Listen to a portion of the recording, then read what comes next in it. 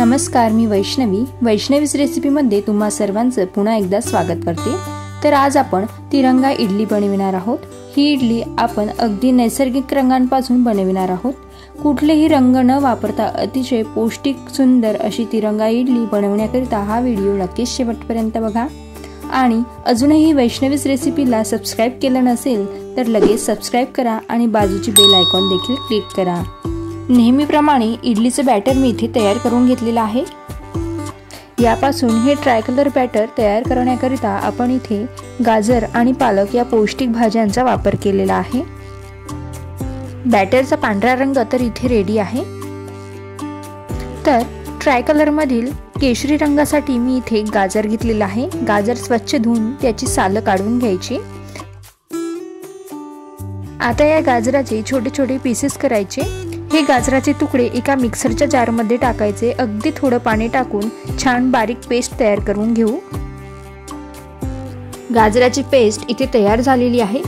अगदी नॅचरल पद्धतीने आपण ट्रायकलर इडलीसाठी रंग तयार करून घेत आहोत। हा केशरी रंग तयार झालेला आहे। आता हिरवा रंग तयार करूया। तर थोडी पालक घेतली आहे।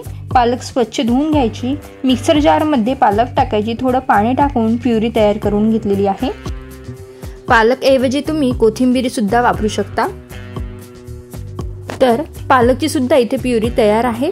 एका प्लेट मध्ये काढून घेऊ।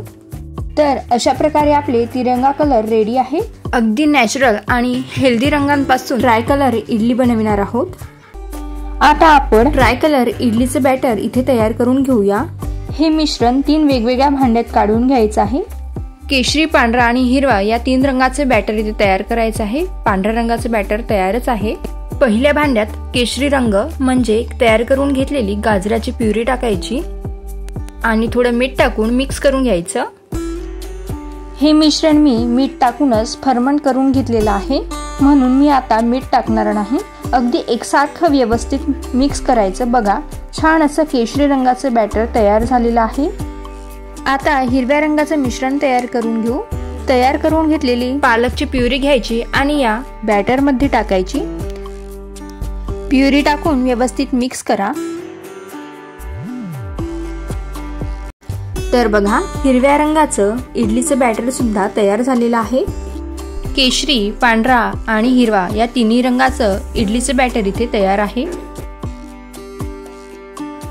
आता या तिन्ही बॅटर मध्ये अगदी चिमूटभर आपल्याला खाण्याचा सोडा घालायचा आहे। सोडा घालून व्यवस्थित मिक्स करून घ्यायचं। जेव्हा आपल्याला इडली करायची आहे तेव्हा सोडा घालायचा। असं केल्याने इडली छान फुलते। सोडा घालून जास्त वेळ फिरवत बसायचं नाही, ते फक्त मिक्स करून घ्यायचं। आता इडली करायला घेऊ। इडलीच्या साच्याला थोडं तेल ग्रीस करून घ्यायचं। यात आता इडलीचं बॅटर टाकायचं। आधी केशरी रंगाचं बॅटर टाकून घेते।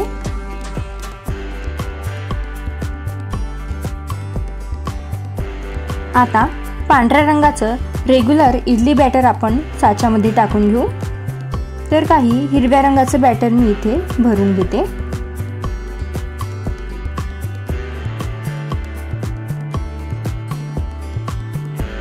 गॅसवरती इडली पात्रात पाणी गरम करून घेतलेलं आहे। यात आता इडली स्टीम करायला ठेवूया। झाकण लावायचं आणि 8 ते 10 मिनिटं इडली स्टीम करायला ठेवायची। 10 मिनिटांनंतर गॅस बंद केला आणि इडली पात्र थंड करून घेतलं। मस्त अशी इडली फुललेली आहे। बाहेर काढून घेऊ। गरमागरम असताना इडली काढू नका। 2 मिनिटांनंतर थोडं थंड झालं की काढा। 2 मिनिटे झालेली आहे। आता इडली काढून घेऊ। चमचा किंवा चाकूच्या मदतीने इडली काढून घ्या। बघा, छान जाळीदार हलकी अशी इडली तयार झालेली आहे। अगदी मऊ लुसलुशीत झाली आहे इडली। रंग तर बघा, अगदी अप्रतिम आलेला आहे। अशाच प्रकारे सर्व इडल्या काढून घेऊया। सुंदर पौष्टिक तिरंगा इडली इथे तयार झालेली आहे। रंग बघा इडलीचा काय सुंदर आलेला आहे। रिपब्लिक डे, इंडिपेंडन्स डे निमित्त ही तिरंगा इडली तुम्ही नक्कीच करून बघा। व्हिडिओ आवडला असल्यास लाईक करा, शेअर करा आणि अशाच नवनवीन रेसिपींकरिता वैष्णवीच रेसिपीला जरूर सबस्क्राईब करा। पुन्हा भेटूया अशाच नवनवीन रेसिपींबरोबर। तोपर्यंत धन्यवाद। आहे।